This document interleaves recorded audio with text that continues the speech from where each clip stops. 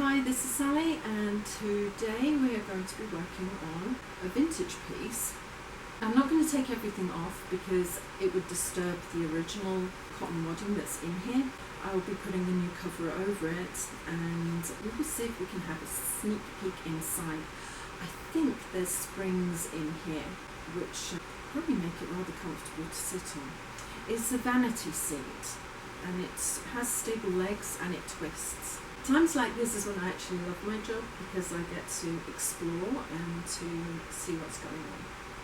So let's get on with it. Okay, so I'm just going to pop that into the centre there, across the centre of the widest point here, and down and underneath. So it comes to here. And I'm going to just cut along there. Having got that length, I'm going to cut all the way across in a straight line, because I know I'm going to need a little bit more than one width. I'm going to just mark that there.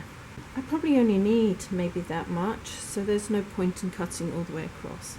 So if I count round, 1, 2, 3, 4, 5, 6, I need 12 pieces. So 12 pieces at. A human made these, so I should imagine they're all going to be different. That's a generous 5.5. That's a generous 5.5 to there. Is it going to be different, lower? See, that's nearly 6. So it comes in, goes out, comes in at the top. If I measure from here to here, which is like the widest point, so I'm going up 8 inches, 5.5, generous 5.5.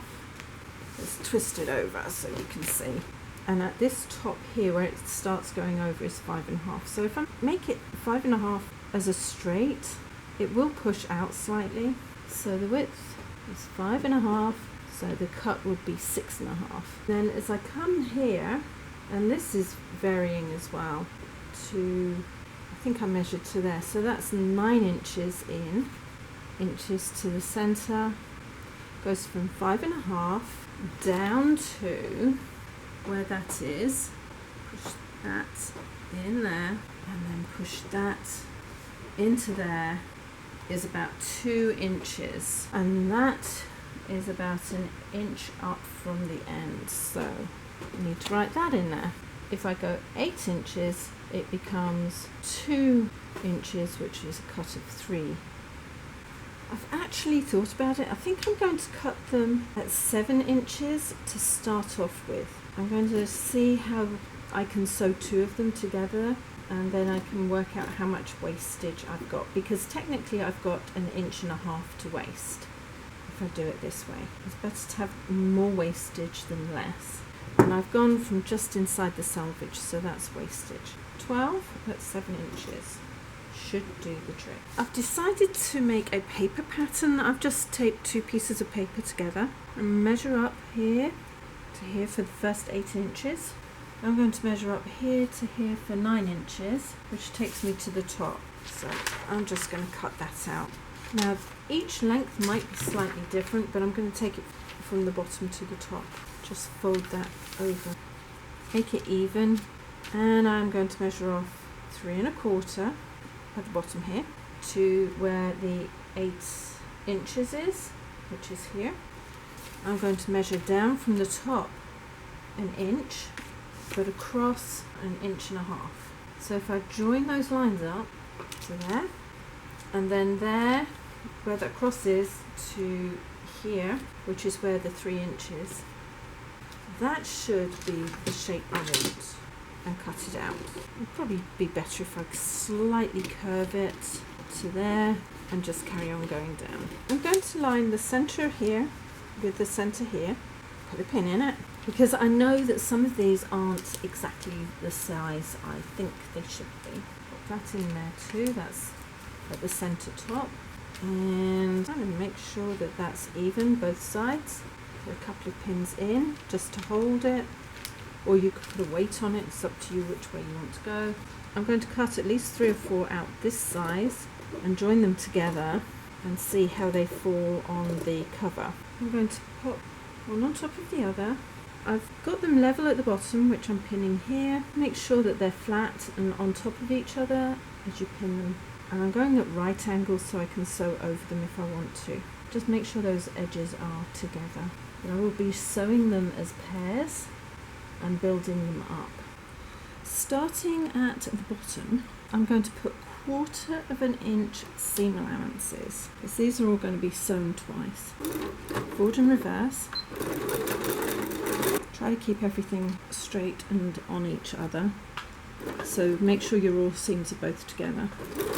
And sew all the way to the top. Don't pull anything. You don't want it out of kilter, you just want it straight in there. When you get to the top, open it up and put the next one in. I was going to do them in pairs, but I might as well just go make them in 2 halves and then add them together. So again, another 1/4 of an inch seam allowance, forward and back. Pat them down so they don't walk against each other and sew. I was hoping I wouldn't have to do this. Pop that down the centre and slightly over. And I'm going to pin it along the centre. I've got those 2 pair laces pinned. And push this down into here, because I was just finding it really difficult to get that even, and I'll do the same on this side too. Just push it down into that gap. I think that's about right. It's such a bind because it's shaped, and I was discovering that this was too wide and I don't really want it that wide. So I've put a crease in this side here, and I am going to measure out from that crease 1/2 an inch to there. Put this on here. That's going to be my new cut line, because it's allowed for the seam to go in. You'll find this. Occasionally you'll do something and you think, yeah, I've got all the measurements right, and then when the push comes to shove, you'll realise you actually don't have everything as you want it. There we go. So I've just got to cut that much off each one. I've got the 2 pieces here. I'm going to pop that along here, going up the edge where I had already cut to. Pull that out to the centre so it looks equidistant from here to here, like that. And I'm just going to cut on round. I'm taking some of the seam out, but that's fine. I'll put this one in, and then I will go on to the next area that needs to be looked at until I've gone all the way around. I'm going to put a pin in to hold it and then re-sew that into place. Because the seam isn't going to be open, it doesn't matter that I overstitch. I have here some blind cording for when you do blinds, and I'm going to just put a small channel with the cording in like that, less than 1/4 of an inch. I'm going to have to make sure that that is right in against that stitch line. It's a little bit thinner than I want, but it'll do. I want to go up and then down. I think that's how I want to do it. So that would be twice there. Then I need to go across. So I'm going to make it about that long. A bit longer like that. And I only need 6 that length. Put that against the stitch line here, and I'm going to put this underneath my zipper foot. I think what I'm going to have to do is I'm going to have to push it in as I go. I cannot lose this as I sew, because if I do, I won't be able to pull them when I put this together. It's just like putting normal piping into something. Just got to be a little bit more cautious. So I'm going to do a start and a finish. It's not quite a 1/2 an inch seam allowance, which is what I want. Push that right into that corner where that seam is, all the way up. I can feel it against my fingernails. And I'm going to have to check that each one slides in place. What I'm doing is I'm creating a little pocket for it to go in. And I don't lose it from the bottom or the top. That's why I figured if I do it this way, I'll have at least a loop at the top, so I can't lose it from there. Now, if I pull this end, I have actually oversewn it somewhere along here, which is fine. That's perfect, because I can pull it from this end into place. As long as I can pull it so far, that's fine. Here's my other end, and I'm going to loop that over like this onto the next part. Here's the end of the same piece, and I am going to sew this up and into place as well. You have to go from the bottom up because you don't want to twist the fabric, and if you go from the bottom up, the fabric should stay in place. Again, if I catch it at the top, that's okay. I must make sure that I don't catch it at the bottom here, because that's where I need to be pulling it from. Forward and reverse, and on up. In fact, it would be better if I catch it about midway along the top anyway. While I'm doing it, I'm just going to pull, make sure it's still released, and then push it back into the side. It's going to be a little bit of a pain to do, but I'm thinking this is the best way of doing it. Just going to check all my seams, make sure that all of these have gone in and that there is no white showing apart from the tops here or the bottom. Oh, there's one. And there's a little bit of white there. So I will just go over those seams where the white is showing and make sure that it's all hidden. Pop this over the center like this. Make sure it goes down on all four sides. And then I'm going to cut up in between each of these like that towards the center. This is so that when I put the channeling in, it should actually sink down between these a little bit better than it was doing. And I'll just carry on going until it's all where I want it to be. They're quite shallow, so I might need to put another layer on top. These are shorter than the other ones. I'm going to pop those on this side because that's where the button had slipped. Pull this over. It's going to be a little bit tight compared to what it was. I have just gone around the top with a rather long stitch, which should allow me, if I'm lucky, to, maybe not, to gather this in. That's the whole idea. It's not wanting to pull in, unfortunately. Okay, so that's not going to work. Some of these are trial and error projects. I've lifted it so I can actually make sure that the back of this will go all the way under and into the base. Put a pin in it to hold it. I'm going to go onto the other side. I'm going to make sure that that one fits into its channel. This is the thing, is getting them all to go into where they need to go into. This one doesn't seem as deep. It goes in there. That doesn't want to go in there, which is really annoying.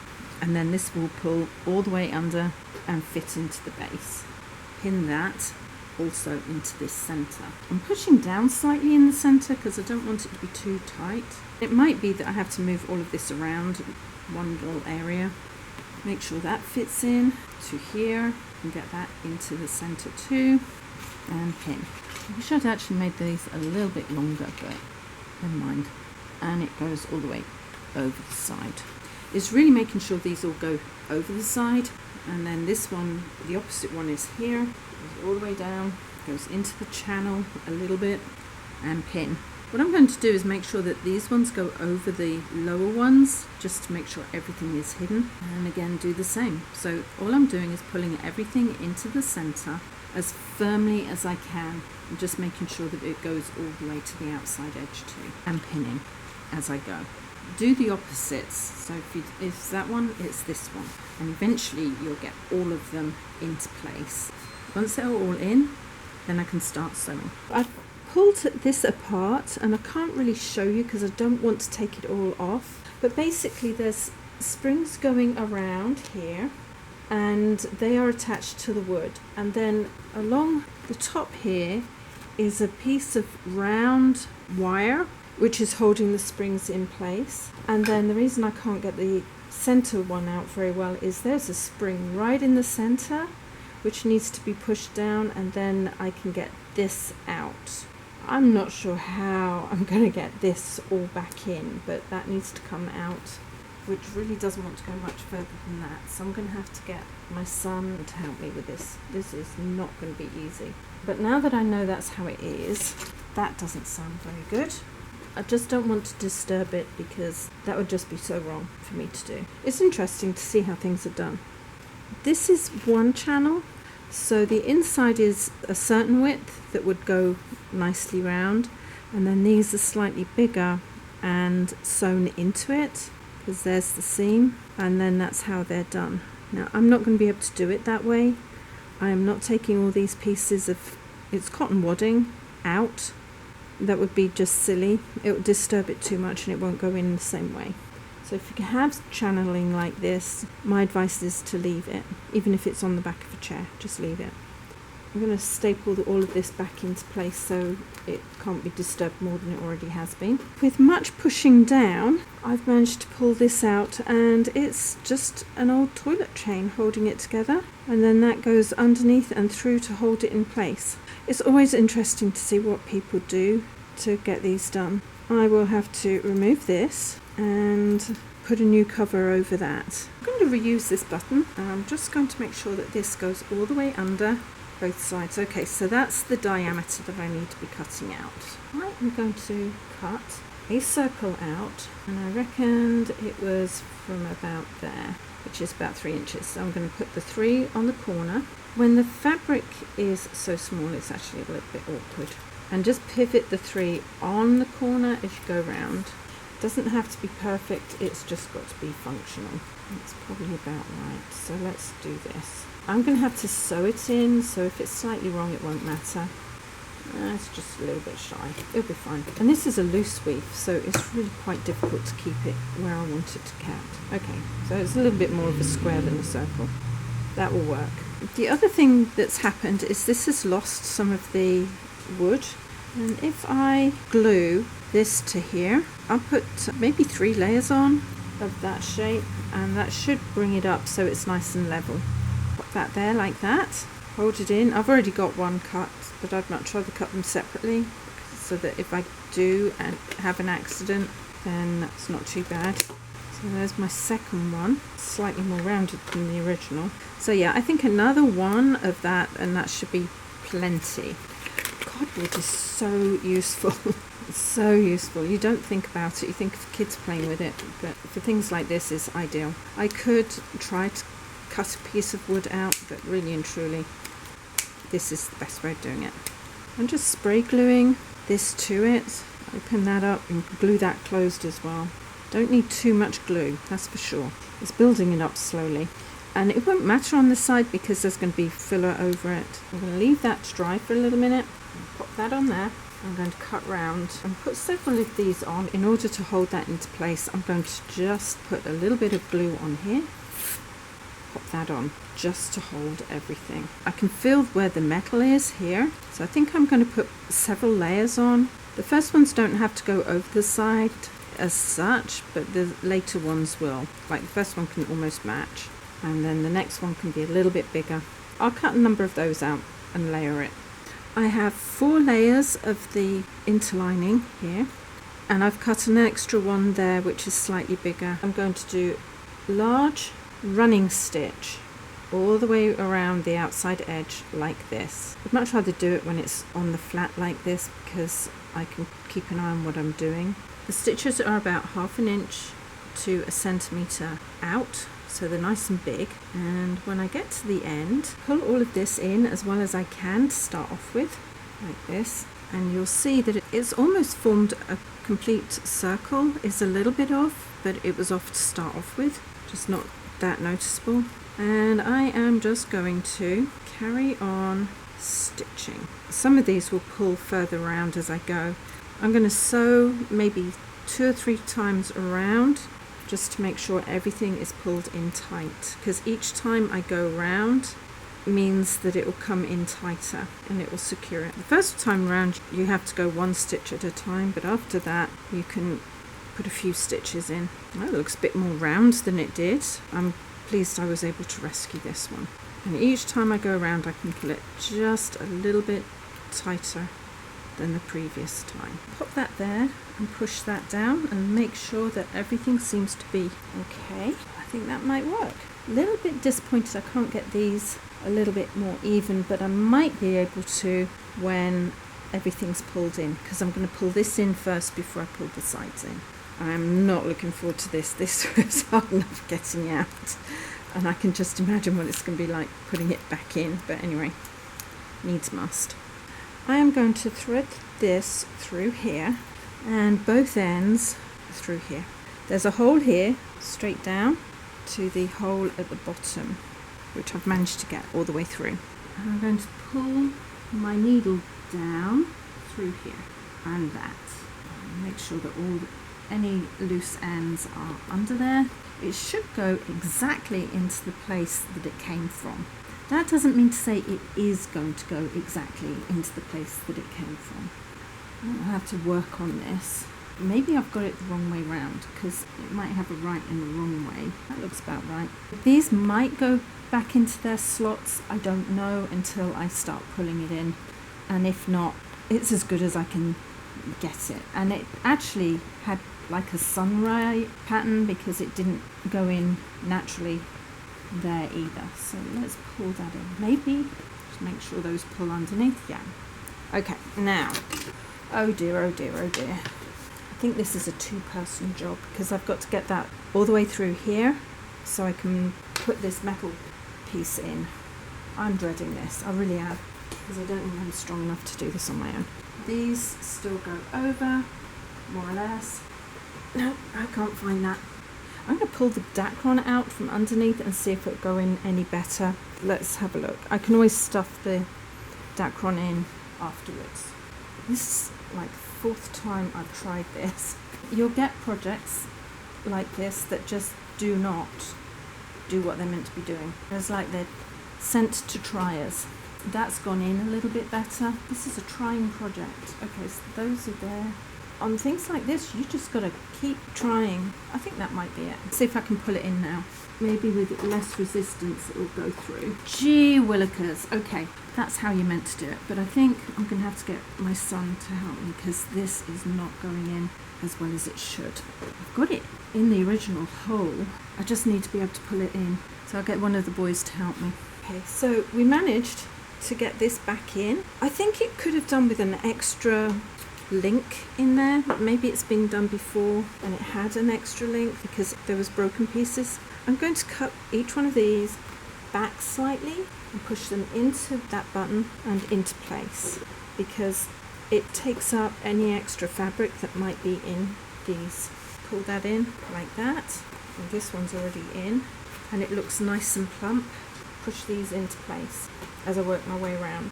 This has turned out to be a little bit more involved than I thought it would, and some projects are like that. I think that would work. So I will just make my way around, make sure each one of these has some Dacron on it, push it right in, and then channel it as I come out so that it looks decent. There we go. I think that's starting to look quite nice actually. You can see the difference. These are the ones I haven't put any padding on. They look quite flat in comparison to these that are starting to look quite nice and plump.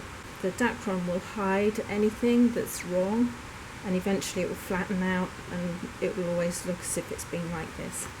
Whereas these, they're just not interesting. I'll just do these ones here, these 6, and it'll be done. So I've slotted all those bits of Dacron in, wriggled around and trying to make sure that all of these go into place. I'm going to start on these 2 pieces here, pull them in and see how well they go. Oh, and that's also the side I need to re-put in where I took it out to have a look. These tacks are still coming out. There, that's in place now, exactly where it needs to be. Perfect. Something else I need to do is to cut down each of these joins like this and straighten them up. Just make sure when you do this you do not cut into anything other than the Dacron piece you're pulling out. So that will fit here, that'll come over and that will pull into place. And then I can pull these in and they should go between these Dacron pieces. So I'll cut this one back as well. Of course I've turned it around about 6 times so I really don't know where I am. I think this side looks like it might go in the best. So I'm going to start here. I'm going to push these in here so that they're right in between those channels. Pull it up like that. I'm going to open the Dacron so it goes in between like that. Just one staple there. I can take it out if I need to. And the same with this one. Just pull that one in and staple it. The wood is here so it will be okay. And I'll pull it in properly in a minute. I have not stapled over these cords, which I'm going to pull in. Pull the cord, oops, and it's going to bring it in here and hopefully a little bit along here. So I've got the channel. It's not quite as it was originally, but I have to work with what I've got. I think by the time it's been sat on, it will just do its own thing. And that's quite tight. So having got my cord in, I'm going to pop it over here like this. Staple, 1, 2, and then back. And that will hold that in place. I think that's gone in quite nicely, that one here. I'm going to move it over to this one. Just push everything into that gap. Try to get the seam as central as you possibly can, because that's where the cording is and that's where you need it to be as even as possible. And twist that one over, hold it in place, pull, make sure that it goes in between these pieces of dacron here so it continues to look right, and again pull it quite tight. Now this one is the one I need to bring in, so I'm going to just bring it down like this. Just smooth it in the center first, like that, and secure it. And then if you need to put a pleat in it, like that, do so. And the same there. Because these are rounded, they're going to be slightly pleated. Flip it over, then kind of smooth everything to the outside like that, and move on to the next one. Here again, try to get between those bits of dacron that might or might not want to play ball with you. Push all of that down into the gap there. Try to pull that one that way, and work that in. I'm pinching the dacron here and pulling it over. It wasn't quite centered for that side, and I'm just going to rework into that gap. Oh my goodness, like that, and on round. Some of them are going to go in nicely, others just aren't. So you've got to pick and mix which ones you're going to find. And a little bit of pushing will get that in, and then that will come over the top. So let me get this one in. Here again, push the dacron that way, and the other one that way, and pull it in as hard as you can. And again, bring the fabric down from the top and into place. Should work in quite nicely. I'm just pulling the bottom cloth in. What I've done is I've put a staple quite close to wherever the screws were, because that's where the base is, and I'm just pulling it slightly but not too much into shape and securing it. Thank you for joining me on this project. I think it's actually gone in quite well. It's lower on this side than this side, but I pulled in the back side a little bit more so that it would look more even. And I'm thinking that the chain should have had another link in it. It's really pulled in, but it had obviously broken at some point and been re-pulled in. I think as the lady sits on it, it will take up its new position. And although it's a little bit gathery on these outsides, there's really nothing I can do because there's nothing to put it in against. Not unless I sew each one to the seat. It's just going to have this new look. Eventually it will settle down. I think he's going to be really thrilled with it when he sees it. If you want to see more from me, please subscribe, hit the bell button, and a few thumbs up would be absolutely brilliant. And in the meantime, take care. See you later. Ciao.